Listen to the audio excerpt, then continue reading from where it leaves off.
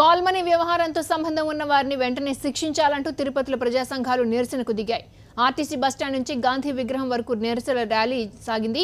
Call money పేరిట sex racket జరుగుతుండటం దారుణమంటూ నిరసనకారులు మండిపడుతున్నారు.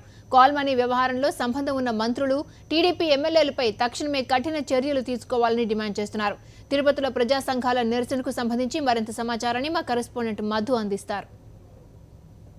కాల్మనీ వ్యవహారం ఇప్పుడు రాష్ట్రంలో పెను దుమారాన్ని సృష్టిస్తోంది. ఈ మనీ వ్యవహారం వెనక పెద్ద సెక్స్ రాకెట్ నడుస్తోందన్న ఆరోపణలు వెల్లువెత్తుతున్నాయి. ఇప్పటికే వందల మంది బాధితులు బయటకు వస్తున్న పరిస్థితి చూస్తున్నాం. దీని వెనకాల అధికార పార్టీ నేతలు చాలా మంది ఉన్నట్లు కూడా ఆరోపణలు వస్తున్నాయి. ఇప్పటికే కొన్ని నిర్ధారణ కూడా కావడం జరిగింది. ఈ కాల్మనీ వ్యవహారం మీద ఎవరైతే ఉన్నారో పాల్పడుతున్నారో వారిపై కఠిన చర్యలు తీసుకోవాలంటూ తిరుపతిలో సైతం నిరసనలు వ్యక్తం చేయడం జరిగింది. ప్రస్తుతం కొంతమంది నిరసన వ్యక్తం చేసిన వారు ఉన్నారు. ఇవాళ ఎందుకు మీరు నిరసన వ్యక్తం చేశారు? ఈ కాల్మనీ వ్యవహారాన్ని ఏ విధంగా చూస్తారు?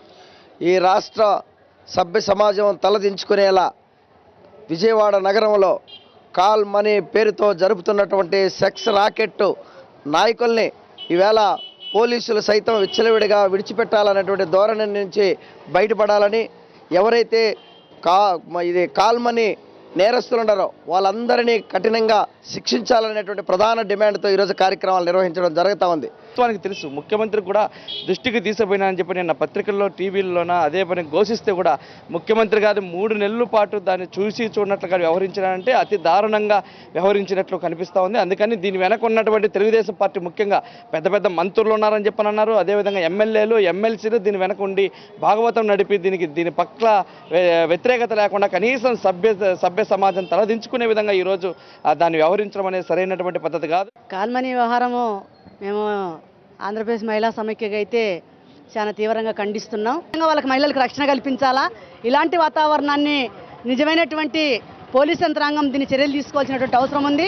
పరిపాలించి ఒక ముఖ్యమంత్రి దగ్గరికి వెళ్ళి ఈ వడ్డీ వ్యాపారస్తుల వల్ల ఎంత నష్టం జరిగింది, ఆమెకి ఎంత అవమానపడుతుందని విషయాన్ని క్లుప్తంగా చెప్పినప్పటికీ ముఖ్యమంత్రి గారు ఎస్పీలకు ఫోన్ చేసిన పోలీసులు సైతం, ప్రజలు రక్షించిన పోలీసులు సైతం దీన్ని పట్టించుకోకపోవడం చాలా దుర్మార్గమైన విషయం. ఇది దీని వెనక రాజకీయ అండదండ వల్ల వాళ్ళు చేస్తున్నారు. కాల్మనీ వ్యవహారాన్ని తీవ్రంగా ఖండిస్తున్నారు. రాష్ట్ర వ్యాప్తంగా నిరసనలు వ్యక్తం అవుతున్నాయి. దీని వెనకాల పెద్ద భాగవతమే నడుస్తుంది. అధికార పార్టీకి సంబంధించిన పెద్ద తలకాయల హస్తమే ఉందని కూడా డిమాండ్ చేస్తున్నారు. మరి అందరినీ కూడా శిక్షించాలని డిమాండ్ వస్తోంది. వీడియో జర్నలిస్ట్ హరితో మధుసూదన్ రెడ్డి, సాక్షి టీవీ, తిరుపతి.